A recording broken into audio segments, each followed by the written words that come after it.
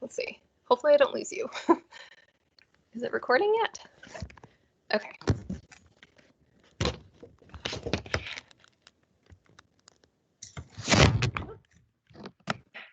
All right.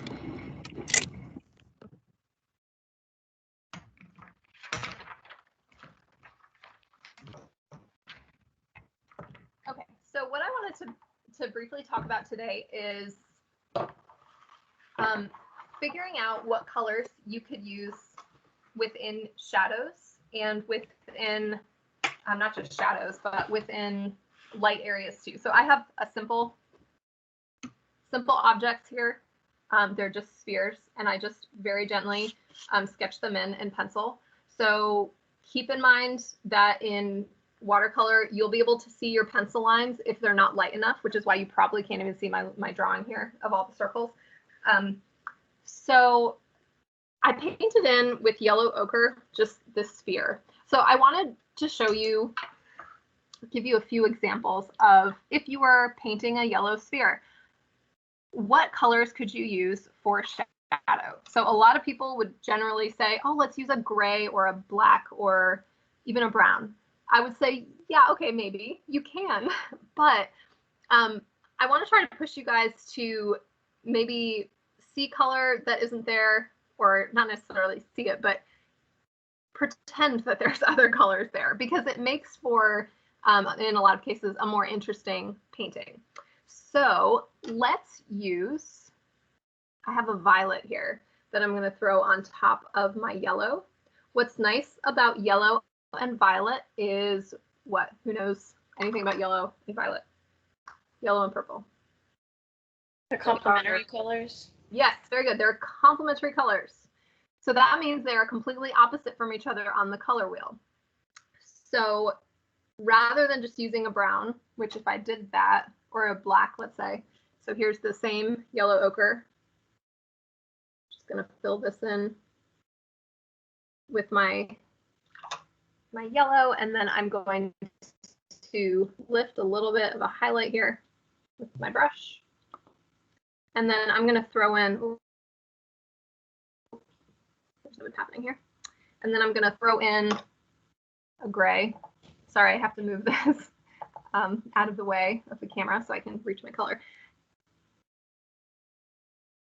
So for me, the purple works much better.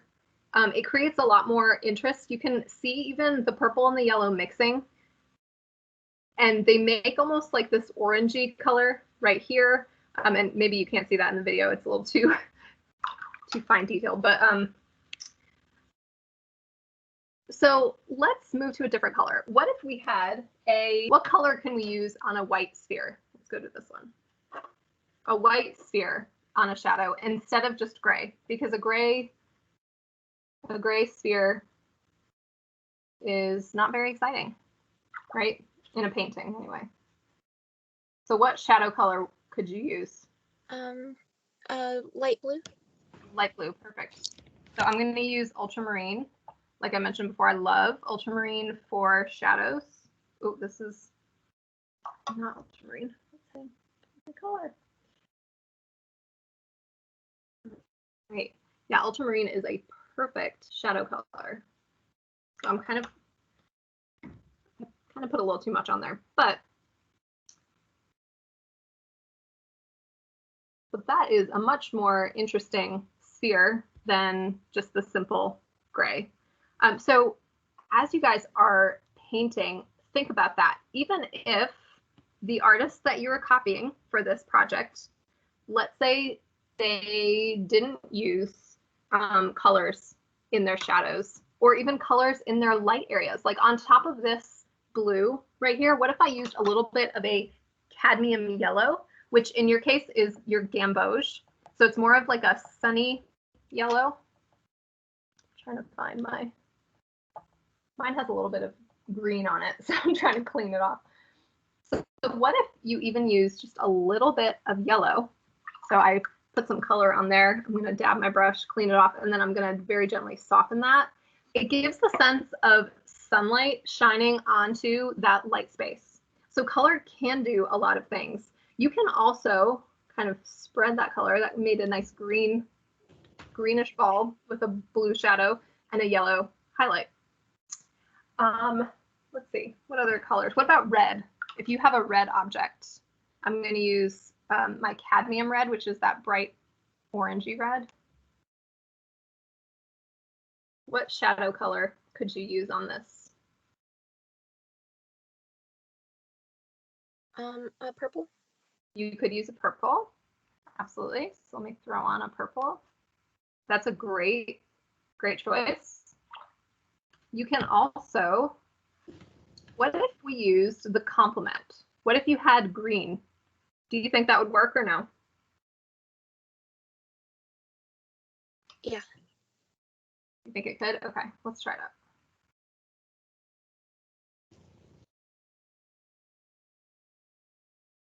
Red, and I'm gonna mix up a green with my ultramarine and a little bit of my cadmium yellow. So I made kind of a dull green. That actually works really well because when you mix complementary colors together, they generally make a brown or a gray. So when you're painting with that concept in mind, that bright green is, if it's bright green on your palette and you're putting it on something red, it's not going to look bright green because the colors are going to either physically mix if you're painting wet into wet or visually mix if you're layering the colors. And the red is going to help mute the green to make a really nice shadow. That actually worked really well. So not only on the objects, but I would think about your shadow, let's say on the table, rather than doing just a gray, which isn't very exciting. I could use that same green.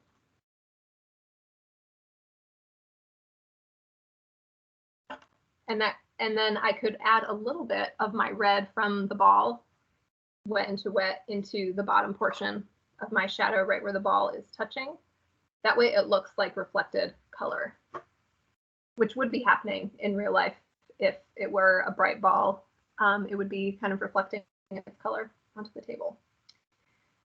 Questions about that, adding in color where you might not see it?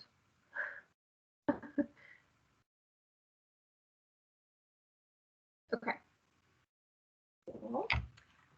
So when you guys start painting, let me flip my camera back.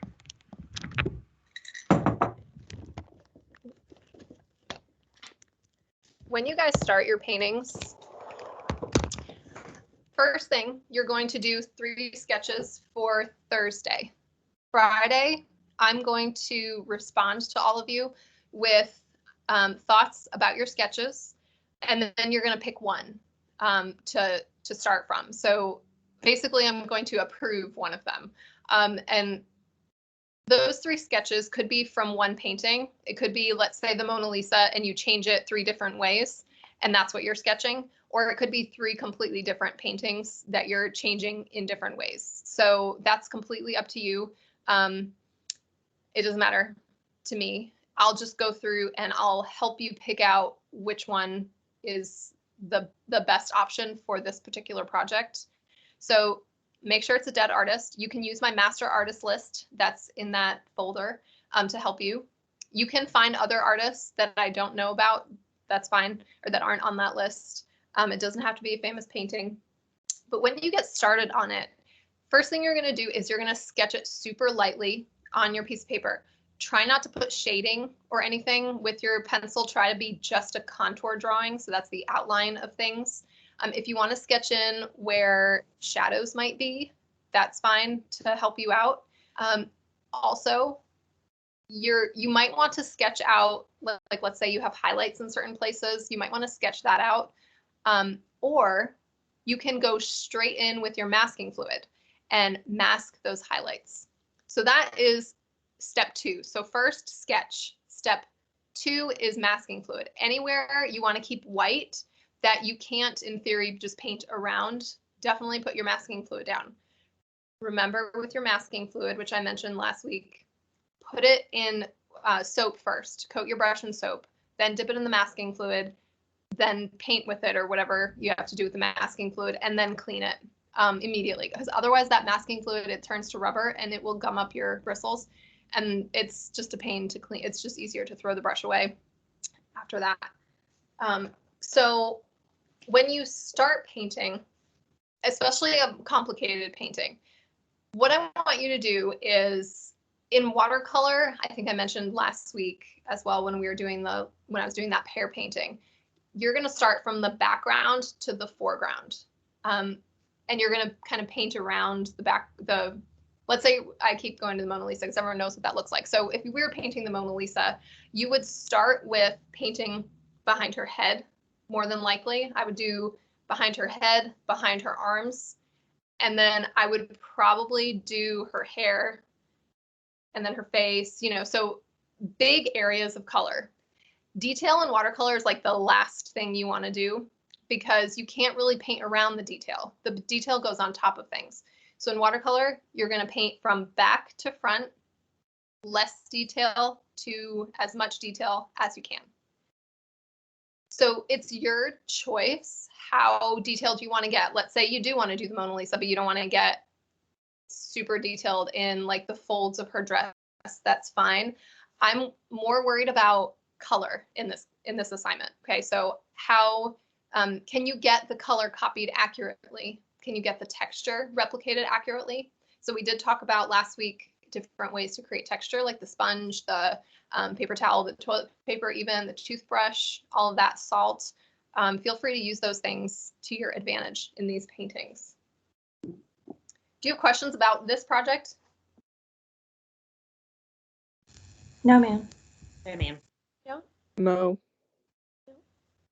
Okay.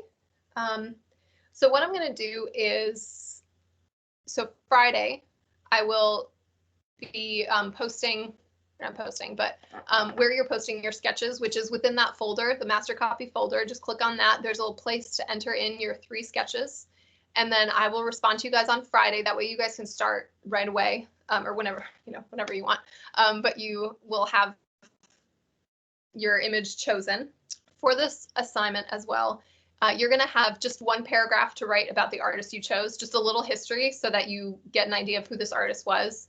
And you're going to submit that with your final painting, just 1 paragraph, which is not a lot, 6 sentences, something like that. So just a general idea of who the artist is. And then what I'm going to do over the next 2 weeks, hopefully the next week, I'd like to get all the demos done.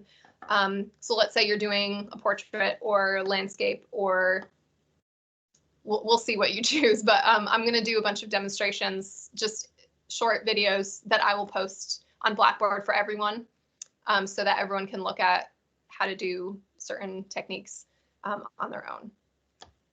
And I wanted to mention, if you guys need help with these paintings, I know like normally we'd be in a studio and I'd be walking around and looking at what you guys were doing and I'd be like giving you tips and stuff. We obviously can't do that here, unfortunately. So email me.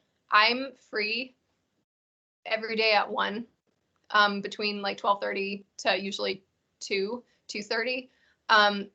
Feel free to email me if you want to set up a meeting. We can do a video chat. You can show me your image. I can show you on my piece of paper how I would approach that, how I would fix something. So yeah, I'm here for you guys to utilize. Don't think that just because we're not in a seated class, you can't get my help. And also what I'm understanding by the rubric is if we take these critiques, say it be from you or another classmate, and go back in and correct some of our paintings, that shows, of course, more points towards effort and learning. Right. So great point to bring up. Thank you. So the end of the semester, you have a final painting and you have a final portfolio. So what that final portfolio is all of the paintings that we've done throughout the semester, and you looking back at the critiques and fixing those comments that have been made by me particularly. Those are the ones that I really want you to fix. And if there are some from other students that you think are important, then you're going to fix those too. So speaking of fixing, so we can scrub out some of the watercolor. Let's say you put a color down and you didn't mean to. If it's still wet, just take a paper towel and dab it. If it's dry and it has already stained the paper, sometimes you can't get it off. But if you have a Mr. Clean magic eraser, this thing is like It works on walls. It works on everything. Oh, my cat is scratching at the door. Sorry if you hear. Okay. So I'm going to show you what this can do. So let's say you forgot to mask out. something. Is your kid locked out? Yeah, he wants to be where I am, but Yeah, always. he's gonna be jumping all over everything. So Mr. Clean Magic Erasers are great, but don't think that they're to be used all the time because it's a chemical that is causing this reaction, and it's kind of like rough sandpaper too. So don't only use it in like worst case scenario, like, oh my goodness, I can't get that off at all and I need to. Also, only use this if you're not going to be painting over that spot that much again, because it does kind of change the texture of the paper. So this is the painting from last week. Let's say I wanted to put a highlight right here and I forgot to, and I can't scrub out with my paintbrush for some reason. You're going to take a little bit of Mr. Clean Magic Eraser, if you have one. You're going to dip it in water, squeeze it out so it's not sopping wet. And all you're going to do, let's see if I can do this way. All you're going to do is scrub back and forth. Okay, I have to do it like this because I can't. And it has pulled all of that off, almost to the white of the paper. Eraser is going to be my lifesaver. Yeah. So My yeah, and it just, avocado. so don't get the one. Some of them have like a soap or something in them. Don't get that one. Get just like plain, even if it's like not the Mr. Clean brand, just get the plain Magic Eraser. It works great. You can fix a lot of things with it. It will pull up graphite too. So if you can't get your graphite up, because the more layers of paint you put on top of pencil, it doesn't want to come off a lot of the time. Okay. Yes. So Mr. Clean, what else? I think that's it. Yeah, I think that's all I have for you guys. So for tonight, you guys have your, which a lot of people already turned them in. You guys have your projects, your pairs or whatever thing you decide to paint. You also have your reading. So do the reading and practice any of the techniques. Just, I see a lot of you have already done that, and post in the discussion board. So a lot of those techniques are all the things that we've already talked about or that I've already demonstrated, but I just want you guys to get more practice. And we're going to be reading some interesting things in, it's not next week, it's the week after. I think for the 18th, I want to say. Yeah, for the 18th, you're going to be reading about negative painting.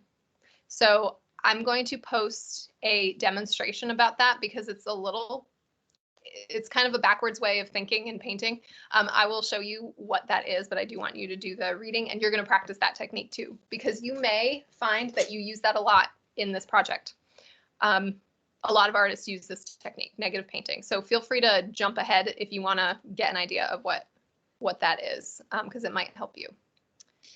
So if you guys have questions about your particular paintings that are due tonight, feel free to hang on the video and we could talk about it. Otherwise, you guys are free to go. Our next actual meeting isn't until the 2nd, I believe.